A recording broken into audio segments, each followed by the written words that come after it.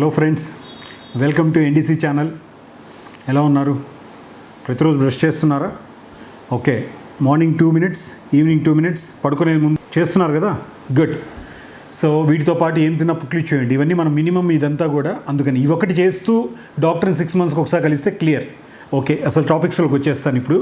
ఈరోజు మనం ఎంచుకున్న టాపిక్, మీరు అక్కడ మన యూట్యూబ్లో మనం చూసిన ఆ టైటిల్ ఏంటంటే దంత సమస్యలు వంశపారంపర్యంగా వస్తాయా, అది టైటిల్. ఓకేనండి. దంత సమస్యలు వంశపారంపర్యంగా వస్తాయనంటే కంపల్సరీ వస్తాయండి, కానీ అన్నీ కాదు. అందులో కొన్ని రకాల దంత సమస్యలు, అందులో ముఖ్యంగా చిగుర్లకు సంబంధించిన సమస్యలు మేము గమనించింది ఏంటంటే పెరిడోంటైటిస్ అంటారు, అగ్రెసివ్ పెరిడోంటైటిస్ అంటారు, క్రానిక్ పెరిడోంటైటిస్ అంటారు. చిగుర్లకు సంబంధించిన వ్యాధులు, పళ్ళు చాలా చిన్న వయసులో ఊడిపోయిన వాళ్ళు మీరు గమనించి ఉంటారు. వాళ్ళకందరికీ కూడా వాళ్ళ తల్లిదండ్రుల ద్వారా వచ్చిండేటివి, సంక్రమించుండేటివి ఉంటాయన్నమాట. సో వీటిలోని మరి ఎలా జాగ్రత్తలు తీసుకోవాలి, అసలు ఎలా సార్, ఏంటి సార్ నాకు భయంగా ఉంది అని అంటే, ఎస్, కొంతమంది బాగా బ్రష్ చేస్తుంటారు. అంటే ఇవన్నీ కూడా నేను కూడా మీతో పాటు ఒకవేళ నేను డెంటిస్ట్రీ చదవకుండా ఉంటే నాకు చాలా కన్ఫ్యూజన్స్ ఉండేది. కానీ డెంటిస్ట్రీ చదివిన తర్వాత కూడా ఈ విషయంలో కొన్నిగా ఏంటంటే ఒక్కొక్క ఆర్టికల్ ఒక్కొక్క రకంగా సజెస్ట్ చేస్తుంటుంది. ఒక ఆర్టికల్ ఏం చెప్తుందంటే వంశపారంపర్యంగా ఉందని, కొంతమంది లేవనేసి అట. కానీ మెజారిటీ 90% ఏంటంటే కంపల్సరీగా ఇట్స్ జెనెటికలీ హెరిడిటరీ వస్తాయి. అందులో పళ్ళు పుచ్చడం కూడా అందులో ఒకటి. పళ్ళు పుచ్చడం ఏంటంటే ఏ విధంగా మరి అని అంటే, కొంతమంది బాగా బ్రష్ చేస్తుంటారు అయినా ప్రతి పన్ను పుచ్చుతూ ఉంటుంది.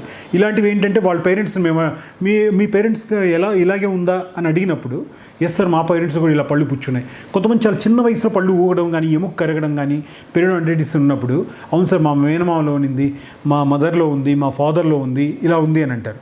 మరి ఏంటి వీటికి జాగ్రత్తలు అంటే, సో గుర్తుపెట్టుకోండి, ఇది చూసేవాళ్ళు కూడా మీ ఫాదర్ మదర్కి కానీ, మీకు సంబంధించిన క్లోజ్ బ్లడ్ రిలేటివ్స్ కానీ ఎవరికైనా కూడా ఇదే విధంగా కూడా పళ్ళు కానీ మీకు లూజ్ అవ్వడమో, పళ్ళు ఊగడమో, ఎక్కువ పళ్ళు పుచ్చడమో కానీ ఉంటే మాత్రం డెఫినెట్లీ మీరు కేర్ తీసుకోవాలి.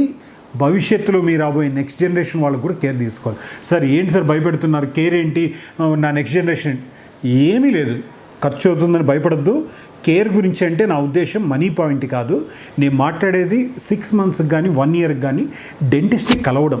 మీ పిల్లల విషయానికి వస్తే మీ పిల్లల్ని కూడా అప్పుడప్పుడు చెక్ చేయడం, మీకై మీరు ఆడ ఏదైనా ప్రాబ్లం ఉందా, పళ్ళు ఏమైనా. ఇనిషియల్గా prevention is better than cure అంటారు చూసారా.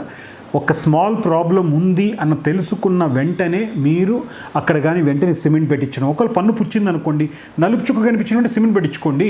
ఎందుకు నొప్పి వచ్చేంతవరకు ఆగాలి? ఒక పన్ను దగ్గర చిగురు నుంచి బ్లీడింగ్ వచ్చింది, అక్కడ వెంటనే క్లీన్ చేయించుకోండి. అసలు చిగురు నుంచి బ్లడ్ రానియకుండా మీరు 6 monthsకి ఒకసారి క్లీన్ చేసుకోండి. ఎందుకు మనం వెయిట్ చేయాలి? ప్రాబ్లం మీరు లేట్ చేసే కొద్దీ డాక్టర్కి మీరు రుణపడి ఉంటారని గుర్తుపెట్టుకోండి. సో మీరు వంశపారంపర్యంగా పళ్ళ ప్రాబ్లంలు వస్తాయా అంటే వస్తాయి. దానికి జాగ్రత్తలు తీసుకుంటే ఖచ్చితంగా 90% కంట్రోల్ అవుతుంది. అది మీ నెక్స్ట్ జనరేషన్ విషయంలో కూడా మీరు గుర్తుపెట్టుకోండి. ఓకేనా? Thank you.